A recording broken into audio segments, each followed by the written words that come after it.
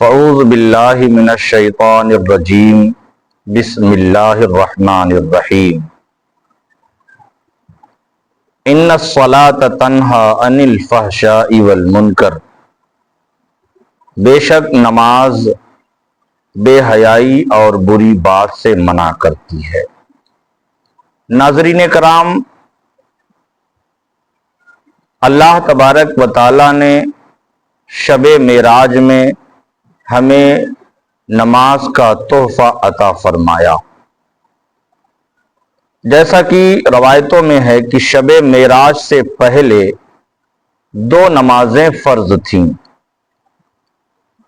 ایک غروب آفتاب سے پہلے نماز فرض تھی اور ایک طلوع آفتاب سے پہلے، یعنی ایک سورج ڈوبنے سے پہلے اور ایک سورج نکلنے سے پہلے، یعنی ایک فجر کی نماز فرض تھی اور ایک عصر کی نماز۔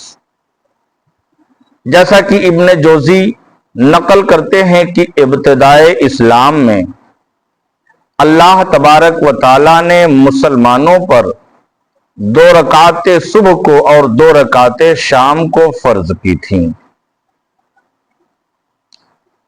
ناظرین کرام، نماز کے اوقات سب سے پہلے حضرت نوح علیہ السلام نے مقرر فرمائے۔ حدیث میں ہے کہ وضو کی آیت مدینہ طیبہ میں نازل ہوئی، لیکن وضو کی فرضیت کا حکم پہلی نماز کی فرضیت کے ساتھ دیا گیا۔ حضور نبی کریم صلی اللہ تعالی علیہ وسلم بغیر وضو کے کوئی نماز ادا نہیں فرمائی ہے۔ حضرت عبداللہ ابن عمر رضی اللہ تعالی عنہ سے مروی ہے کہ رسول پاک صلی اللہ علیہ وسلم نے فرمایا کہ ایک فرشتہ اس مرد یا عورت کے ساتھ رہتا ہے جو باوضو ہو کر بستر پر جائے، یہ فرشتہ اس کے جاگنے تک اس کی مغفرت کے لیے اللہ تبارک و تعالی سے دعا کرتا رہتا ہے۔ حضرت کرام، حضرت معاذ ابن جبل رضی اللہ تعالی عنہ روایت کرتے ہیں کہ آقا کریم علیہ الصلاۃ والتسلیم نے فرمایا، جو شخص وضو کر کے بستر پر جائے اور رات کو اٹھ کر اللہ تبارک و تعالیٰ کی بارگاہ میں دعا کرے تو اللہ تعالیٰ اس کی دعا کو ضرور قبول فرماتا ہے۔ حضرات، حدیث پاک ہے کہ معراج کی شب رسول اللہ صلی اللہ تعالی علیہ وسلم پر نماز فرض کی گئی۔ اس کے دوسرے دن، یعنی جب سرکار دو عالم صلی اللہ تعالی علیہ وسلم معراج سے تشریف لائے اور اپنی امت کو نماز کا تحفہ عطا فرمایا، تو اس کے دوسرے دن زوال کے وقت اللہ تبارک و تعالی نے حضرت جبرائیل علیہ السلام کو بھیجا تاکہ وہ جا کر کے نبی کریم صلی اللہ تعالی علیہ وسلم کو نماز کے اوقات اور کیفیت نماز کے بارے میں فرمان خداوندی سے آگاہ کریں۔ چنانچہ 2 دن جبریل امین علیہ السلام ہر نماز کے وقت تشریف لاتے اور حضور صلی اللہ علیہ وسلم کی امامت کراتے، اور صحابہ کرام کی نورانی جماعت ان اوقات میں اپنے ہادی و مرشد نبی کریم صلی اللہ تعالی علیہ وسلم کی اقتداء میں نماز ادا کرتی تھی۔ حدیث میں ہے کہ رسول پاک صلی اللہ تعالی علیہ وسلم کا ارشاد ہے کہ جبرائیل نے میری امامت کرائی بیت اللہ شریف کے پاس۔ امام شافعی اور امام طحاوی اور بہقی رحم اللہ تعالی علیہ کے الفاظ میں बैतुल्लाह शरीफ के दरवाजे के पास 2 मरतबा इमामत करवाई। नाज़रीन कराम, पहले दिन हजरत जिब्रील अलैहिस्सलाम ने, सरकार फरमाते हैं कि पहले दिन जिब्रील अलैहिस्सलाम ने मुझे ज़ोहर की नमाज उस वक्त पढ़ाई जब सूरज ढला और साया सिर्फ एक तस्मे के बराबर था। यानी कोई 1 फुट की चीज हो और उसे जमीन पर खड़ा करें और सूरज से उसका साया देखें तो जितनी बड़ी वो चीज होगी उतना ही उसका साया होगा। उस वक्त में नमाज पढ़ाई सरकार को। उसके बाद फरमाते हैं कि मुझे असर की नमाज उस वक्त पढ़ाई जब हर चीज का साया उसकी मिस्ल हो चुका था, और मुझे मगरिब की नमाज पढ़ाई जिस वक्त रोजादार रोजा इफ्तार करते हैं, और मुझे इशा की नमाज पढ़ाई जब आसमान में सफेदी बिल्कुल गायब हो चुकी थी। यानी इतना अंधेरा हो गया था कि आसमान में जो सफेद बादल दिखते हैं वो अब नहीं दिखाई दे रहे थे। उस वक्त नमाज इशा पढ़ाई। और हुजूर फरमाते हैं मुझे सुबह की नमाज पढ़ाई जब रोजादार पर खाना पीना हराम हो जाता है, यानी तुलू सुबह सादिक के फौरन बाद।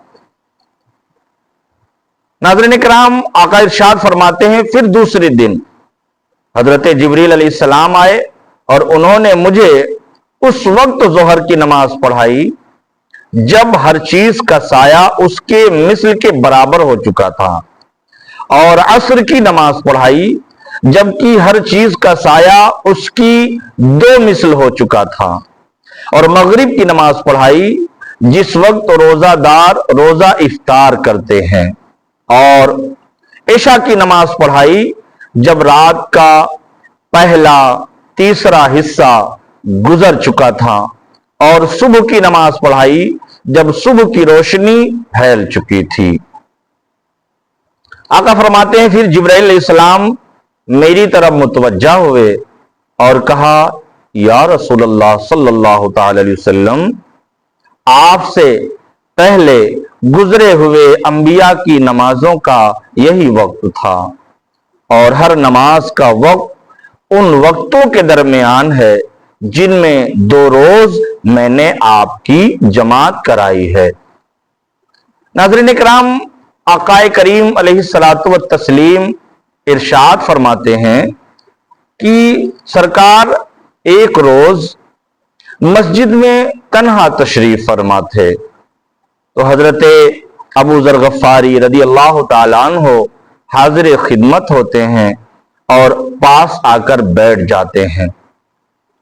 मेरे आकाए करीम अलैहिस्सलातु व तस्लीम ने इरशाद फरमाया कि ए अबू ज़र, मस्जिद में हाजिरी के कुछ आदाब होते हैं। उन्होंने अर्ज किया, या रसूल अल्लाह, वो क्या हैं?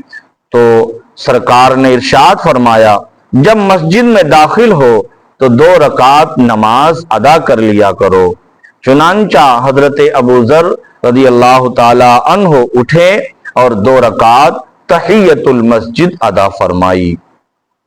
नाज़रीन किराम, हदीस पाक है, क़िबले की तब्दील का हुक्म रजब या शाबान का महीना 2 हिजरी में नाजिल हुआ।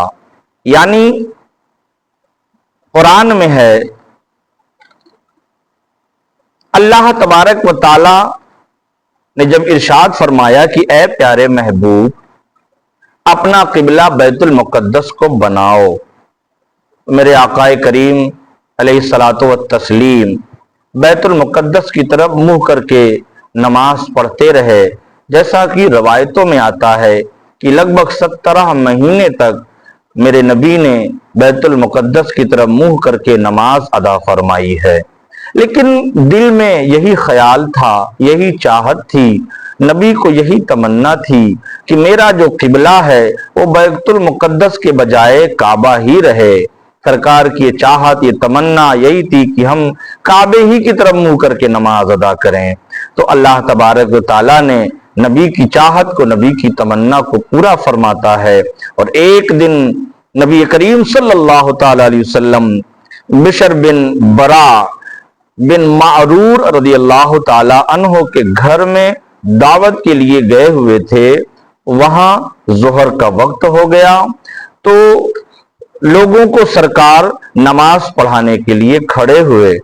2 رکعت حضور پڑھا چکے تھے کہ تیسری رکعت میں ایک وحی نازل ہوئی کہ اے پیارے محبوب، ایسا کرو کہ اب اپنا منہ کعبے کی طرف کر لو، یعنی اپنے قبلے کو تبدیل کر لو، یعنی تحویل قبلہ کا حکم نازل ہو گیا۔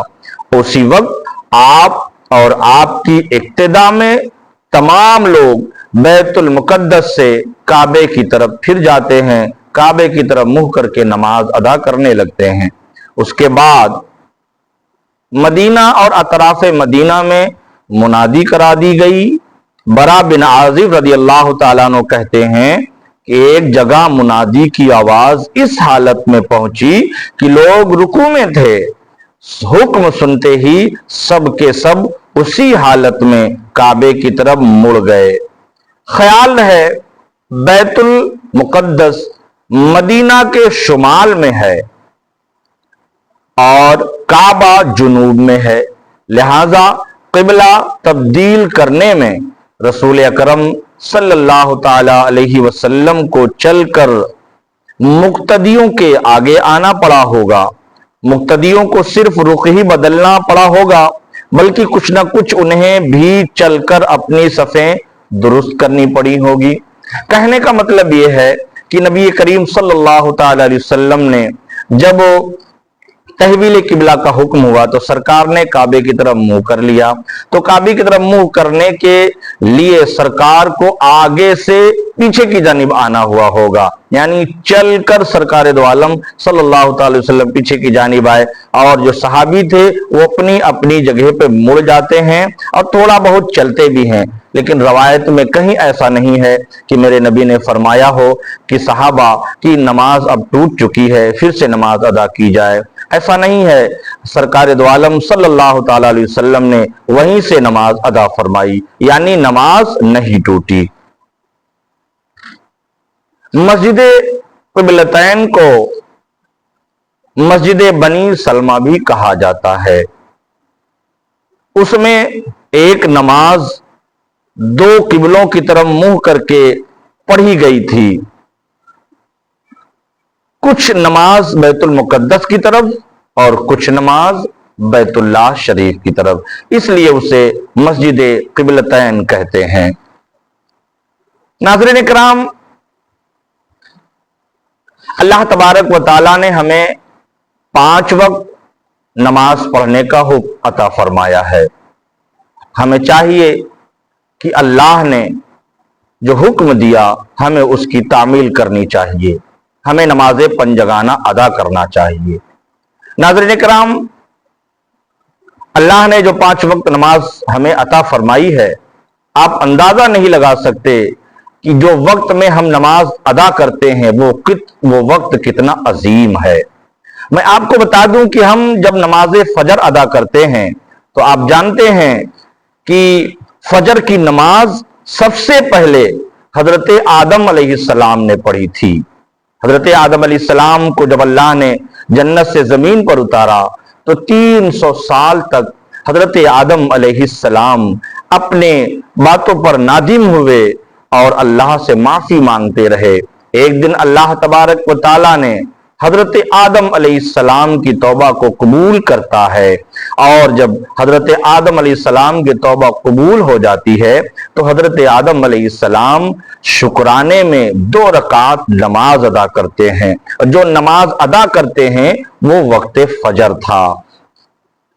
اور اللہ تبارک و تعالیٰ نے جو وقت فجر حضرت آدم علیہ السلام نے نماز ادا کی، اللہ تبارک و تعالیٰ کو ادا پسند آئی، اور یہ نماز وقت فجر اللہ نے امت محمدیہ کو عطا فرما دی ہے، اور ارشاد فرمایا کہ اے پیارے محبوب یہ وقت فجر ہے، یہ آدم علیہ السلام کی نماز کا وقت ہے، حضرت آدم علیہ السلام نے اس وقت نماز ادا کی تھی، جاؤ تمہاری امت اگر نماز فجر ادا کرے گی تو میں اسے حضرت آدم علیہ السلام کی نماز پڑھنے کا ثواب عطا کروں گا۔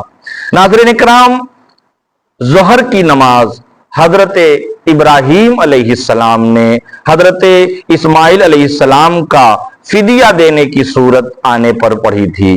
یعنی روایتوں میں ہے کہ جب اللہ تعالیٰ نے حضرت ابراہیم علیہ السلام کو ارشاد فرمایا خواب کے ذریعے کہ تم اپنی پیاری چیز قربان کرو، تو حضرت ابراہیم علیہ السلام سمجھ گئے اللہ تبارک و تعالی بیٹی کی قربانی کا حکم دے رہا ہے، تو آپ حضرت اسماعیل علیہ السلام کو قربان گاہ لے گئے اور قربانی کرنے لگے، گلے پہ چھری چنانے لگے۔ اللہ تبارک و تعالیٰ کو یہ ادا پسند آئی، اللہ تبارک و تعالیٰ نے حضرت اسماعیل علیہ السلام کو بچا لیا اور جنت سے ایک دمبا بھیج دیا، حضرت ابراہیم علیہ السلام نے اسے ذبح کیا۔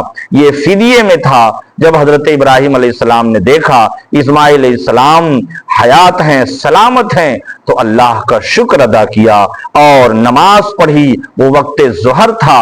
اللہ تبارک و تعالیٰ نے یہ نماز بھی اللہ نے امت محمدیہ کو عطا فرما دی۔ ناظرین کرام، جیسا کہ عصر کی نماز جو ہم ادا کرتے ہیں، عصر کی نماز حضرت عزیر علیہ السلام نے پڑھی تھی۔ حضرت عزیر علیہ السلام جب 100 برس کے بعد آپ زندہ ہوئے تھے۔ ایک دن حضرت عزیر علیہ السلام نے اللہ کی بارگاہ میں عرض کیا مولا جب کوئی انتقال کر جائے گا تو اسے زندہ بھی کیا جائے گا؟ تو اللہ تبارک و تعالیٰ نے ارشاد فرمایا ہاں اسے پھر سے زندہ کیا جائے گا۔